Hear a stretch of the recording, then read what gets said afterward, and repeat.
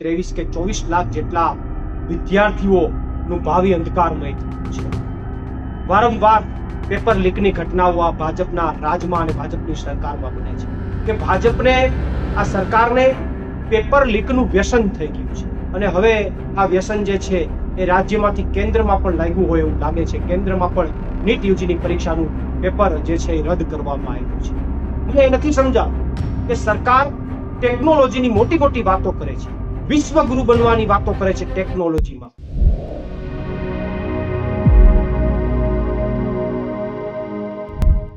Paper લીકના કારણે જે નીટની પરીક્ષા રદ કરવામાં આવે છે તેને લઈને આપ નેતા પ્રવીણ રામે પોતાની પ્રતિક્રિયા આપતા ભાજપ સરકાર પર આકરા પ્રહારો કર્યા છે।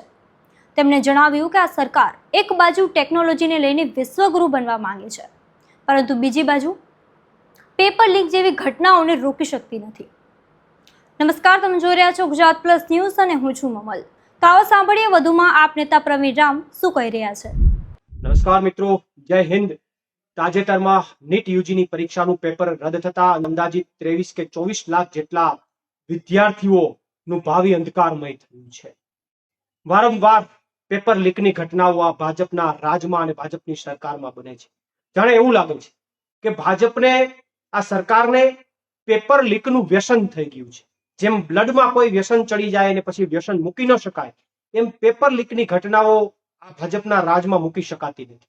ગુજરાતની અંદર અનેક વાર દરેક પેપરની અંદર ઘટનાની અંદર પેપર લીકની વાત સામાન્ય બની છે અને હવે આ વ્યસન જે છે એ રાજ્યમાંથી કેન્દ્રમાં પણ લાગ્યું હોય એવું લાગે છે। કેન્દ્રમાં પણ નીટ યુજીની પરીક્ષાનું પેપર જે છે એ રદ કરવામાં આવ્યું છે। મને એ નથી સમજાતું કે સરકાર ટેકનોલોજીની મોટી મોટી વાતો કરે છે, વિશ્વગુરુ બનવાની વાતો કરે છે ટેકનોલોજીમાં, પરંતુ બીજી બાજુ નીટ યુજીની પરીક્ષાનું પેપર જે છે એને લીક થવાથી બચાવી શકતી નથી। મને એ વાત નથી સમજાતી કે સરકાર ચંદ્ર સુધી પહોંચવાની વાતો કરે છે, પરંતુ પેપર લીક કરનાર વ્યક્તિ સુધી સરકાર પહોંચી નથી શકતી। સરકાર સીસીટીવી કેમેરાથી આખા દેશને જોવાની વાતો કરે છે, પણ એ જ સરકાર પેપર લીક કરનારાઓને એ કેમેરાથી જોઈ નથી શકતી। કોઈ વિદ્યાર્થી કોઈ ભૂલ કરે તો એની પર તાત્કાલિક સરકાર એક્શન લે છે, પણ પેપર લીક કરનાર જે પણ ગેંગો છે વર્ષોથી એમને ખુલ્લે આમ ફરે છે, એના ઉપર સરકાર એક્શન લેતી નથી।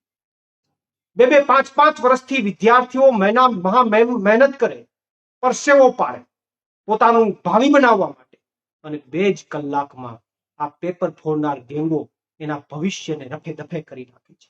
બહુ મોટો ચિંતાનો વિષય છે।